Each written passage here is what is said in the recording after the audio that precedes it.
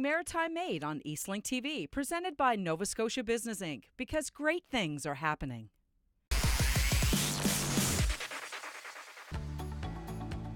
Clay bricks have been used for building walls and roads since Egyptian times. And although the Shaw Group, based in Lance, Nova Scotia, is one of the oldest continuous running clay brick manufacturers in the world, the company isn't quite as old as the Egyptian Empire. Founded in 1861 by Robert Shaw, the company is 6 years older than Canada itself. The majority of Shaw's bricks are made from Nova Scotian red clay, quarried right on site from a large deposit of soft red clay that is trucked to the plant daily. Buff clay is also used due to its light color, making it ideal for dyeing or coloring. Shale is ground up into a coffee grind type of consistency before being added to the clay. It's a coarse and mud-like material that is very abundant in Nova Scotia. The first step in brick making requires the mixing of the clay and the shale with other additives. First, barium is added to remove any impurities during the firing process. A worker then removes any pieces of petrified wood that may have gotten through the grinding process. Then everything is thoroughly mixed in a giant wet pan mixer.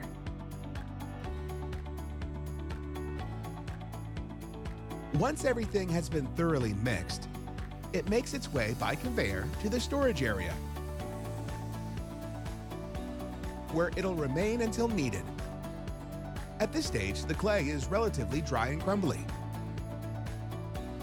Once required, the clay mix is fed into the even feeder. It then travels by conveyor to the pug extruder.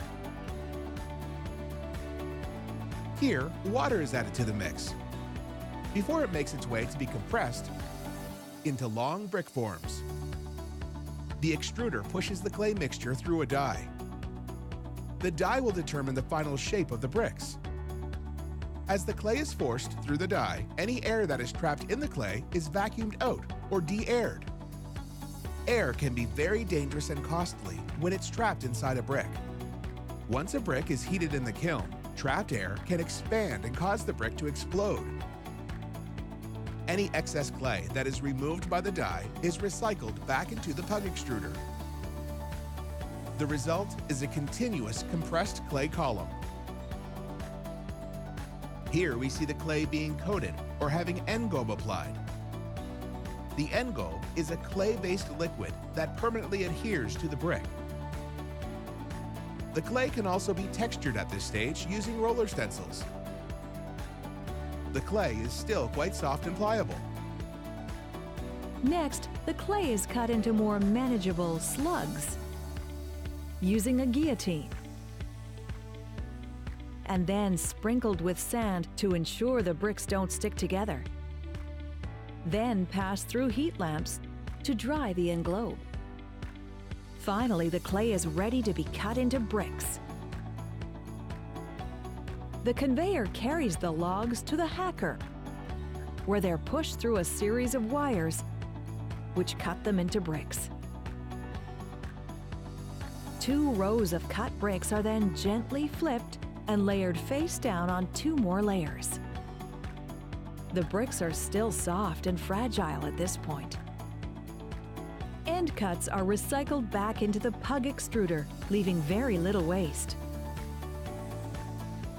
The green bricks are loaded on cars.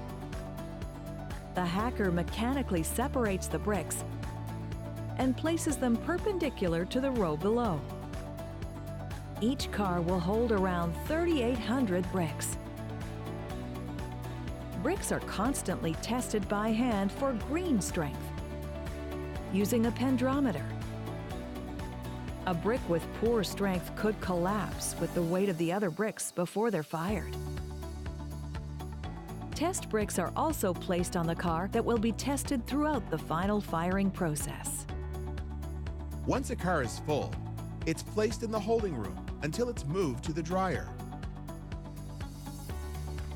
Once in the dryer, the bricks are slowly heated to 400 degrees Fahrenheit for about 72 hours. Once dry, the cars are removed from the dryer and sent to the kiln.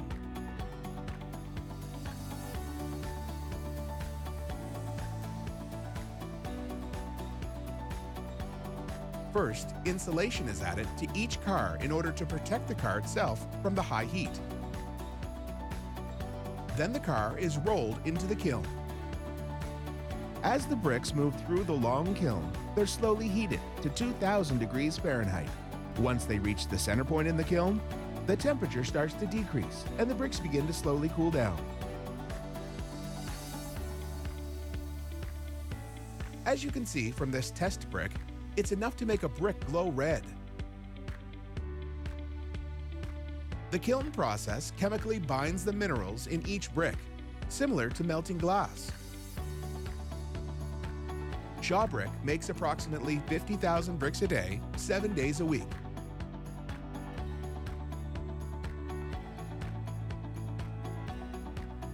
Once the bricks are cooled, a hook pulls the car to the sorting and cubing area. Here, workers sort bricks into cubes by hand, inspecting each brick for imperfections. Cracked bricks are recycled into mulch. Once the bricks are cubed, they're strapped and placed in the warehousing yard until needed. The Shaw Group constantly tests all their products for strength and quality. And their clay bricks are no exception. Shaw's bricks meet and often exceed Canadian standards. First, each test brick is measured for size as well as how much water it will soak up. Then, sulfur capping compound is poured on all the bricks to be tested. This ensures the bricks have a smooth surface for compression testing.